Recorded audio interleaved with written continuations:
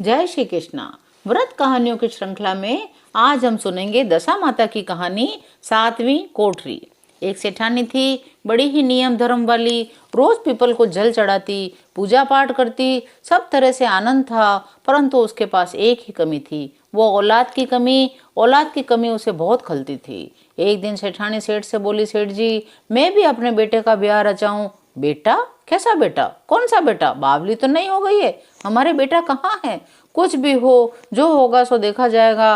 आप तो एक सुंदर और सुशील कन्या ढूंढ दो। ये वो जमाना था जब लड़के के समय पर उपस्थित न हो सकने की स्थिति में लड़के की तलवार या साफे से भी विवाह संपन्न हो जाता था। उस समय लड़के या तो राजा की ओर से युद्ध पर गए होते थे या व्यापार के लिए बहुत दूर। मुहूर्त आने पर विवाह करवा दिया जाता था। पुत्र के आने पर बहू का गौना करवा कर विदा करवाया जाता था। सेठ के बहुत समझाने पर भी सेठानी नहीं मानी। अरे बावली, बिना बेटे के क्या बहू टिक पाएगी?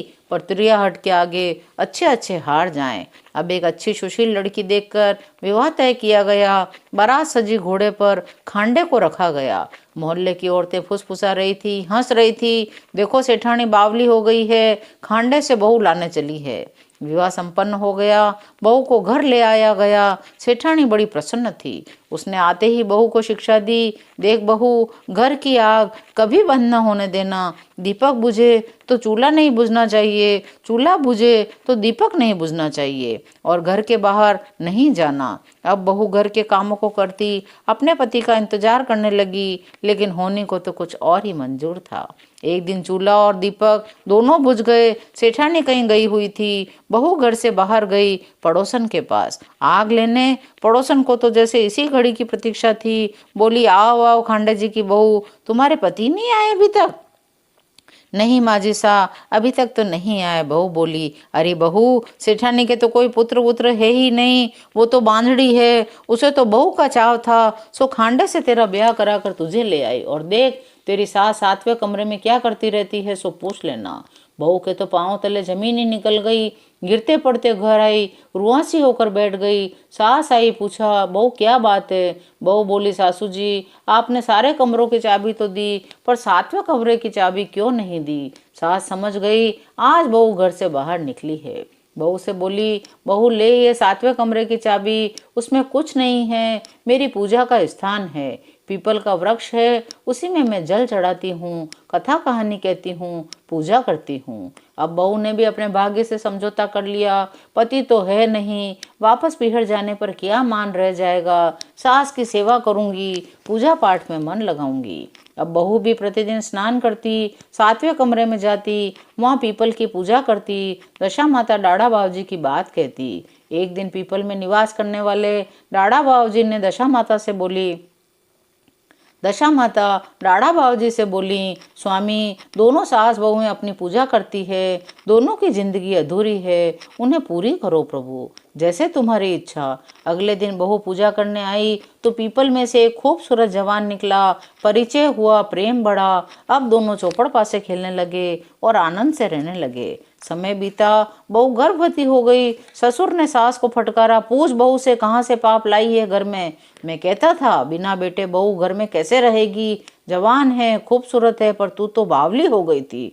सास ने समझदारी से काम लिया।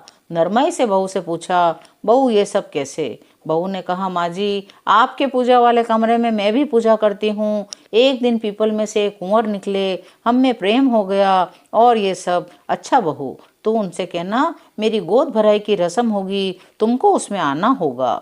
बहू ने दूसरे दिन कुंवर से कहा, कुंवर जी, आपको आना ही होगा। कुंवर बोले, मैं जरूर आऊँगा, परंतु मैं दशा माता डाढ़ा बाबूजी का सेवक हूँ। मैं इस रूप में नहीं आऊँगा, मैं सर्प के रूप में आऊँगा।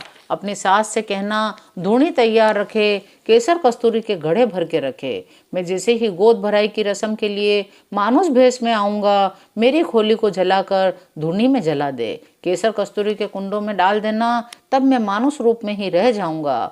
बहू ने सारी बात सास को सुनाई। आगड़नी का मुहूर्त आया।